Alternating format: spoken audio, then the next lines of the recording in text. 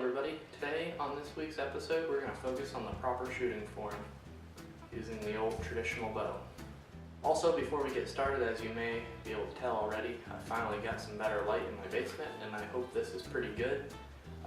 Feel free to leave some comments if I need to dial it down, make it a little bit better still, so keep me posted. So when it comes to form, the biggest thing you have to be aware of is that consistency is ultimately what you're shooting for.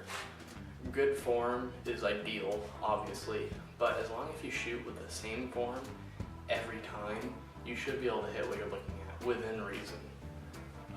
Bad form obviously isn't good, but as long as you can repeat it over and over and over again, you should be okay. However, you should always strive for the best form you can achieve. Alright, so to go along with shooting form, the first thing I want to talk about is 3-under versus split finger. Basically what this consists of is basically whether you grip or whether you put 3 fingers under the knock or 1 above and 2 below. Now essentially this is a personal choice. There are advantages of each one. Split finger, you get a better grip on the knock. However, you can also apply downward pressure to the top of the knock while you're drawing, so it's something to be aware of. But with split finger, like I said, usually you can keep a better grip on the knock. It's a much more natural feeling than 3-under. However, with 3-under, you don't have to worry about applying downward pressure of the knock, which can make it seem like you have a knock height issue. Also, it tends to be easier to come to your anchor point on your face, and it can allow for alternative anchors. A lot of people go 3-under and then they can anchor with the feather on their nose or something along those lines. So 3-finger under versus split fingered, personal choice. Shoot both ways, see which way you shoot better, which way feels more comfortable is the best way to go for that. So the grip. A good rule of thumb, I'll come back up to the camera, shoot to the left.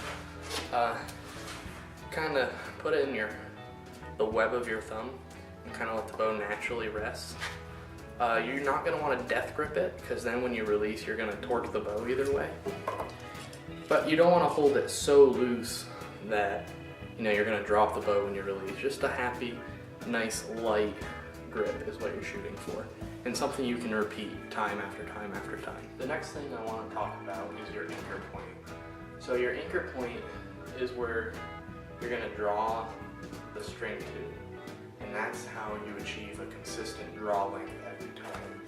As far as an anchor point goes, typically you're either going to use your pointer finger or your middle finger to the corner of your mouth as a base.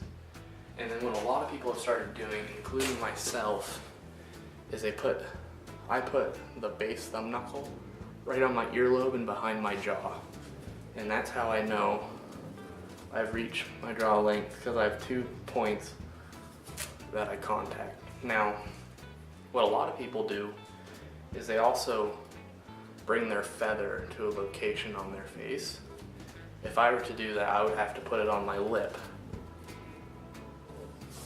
and that would be a 3rd anchor. The more anchors you have, the more consistent it'll be. So the next thing I wanted to talk about when it comes to anchors are clickers. Basically what a clicker is, it is a draw check. It's kind of an extension of your anchor point.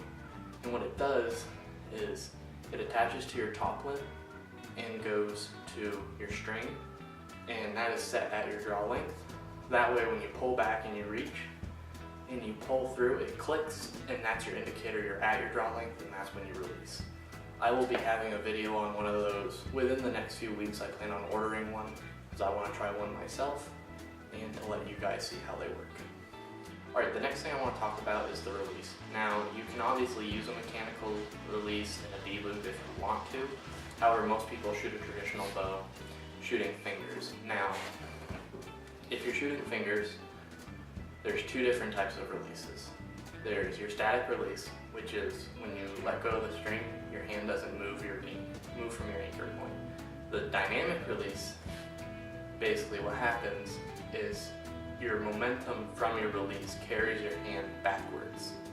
For every action, there's an opposite and equal reaction. Is basically what it comes down to. There's the release of pressure going forward, and then there's the release of your hand coming backwards.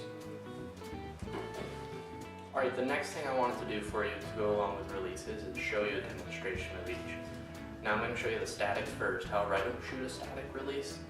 So just bear with me when you watch this, because it may not be very good.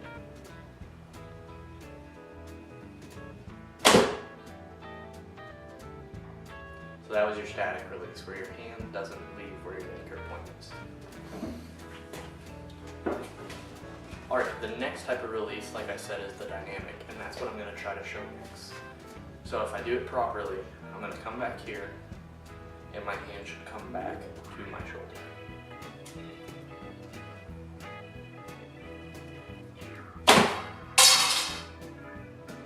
And that's your dynamic release. So the next thing I want to cover is back tension. And basically what back tension is drawing your bow. By drawing your bow with your back muscles and using bone-on-bone contact to hold the bow in full draw versus using the strength of your arms. So a way you can feel back tension before ever drawing the bow is taking your arrow or something you can try to pull apart without it pulling apart. Go just below your chin and just squeeze your shoulder blades together. And that's what back tension feels like. And basically if you achieve proper back tension, it's going to give you the smoothest release and it's going to make your bow feel a lot lighter.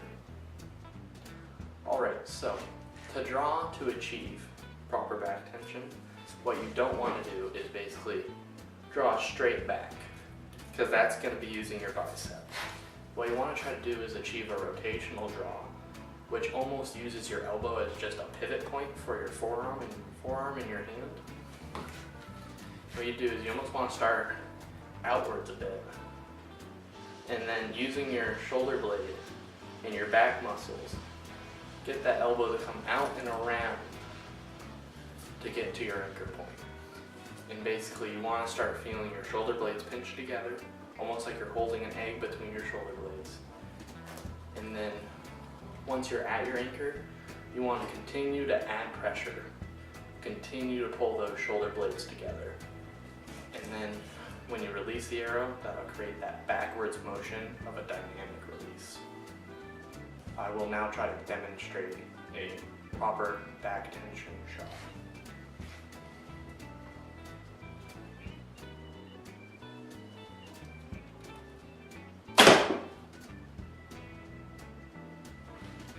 So as you can see, once I got to full draw, I continued to pull through, pulling my shoulder blades together, and then once I released, my hand came straight back. Alright, now that you've gripped the bow, you've pulled the string back, you've released, the next thing I want to talk about is what the shot should look like after you release. So, your bow arm should not drop after you release. It should stay right where you had it. And depending on whether you're shooting a static or dynamic release, your hand should either stay at your face or come back to your elbow. And you shouldn't leave this position until that arrow is in the target.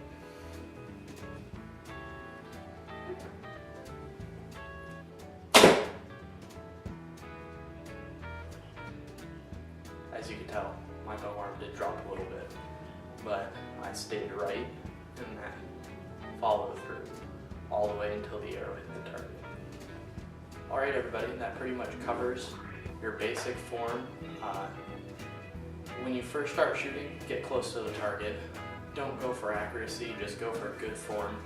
If you want, you can actually stand about 5 feet away from the target and just pull back the bow and shoot the arrow with your eyes closed. That way you can really focus on what you're doing.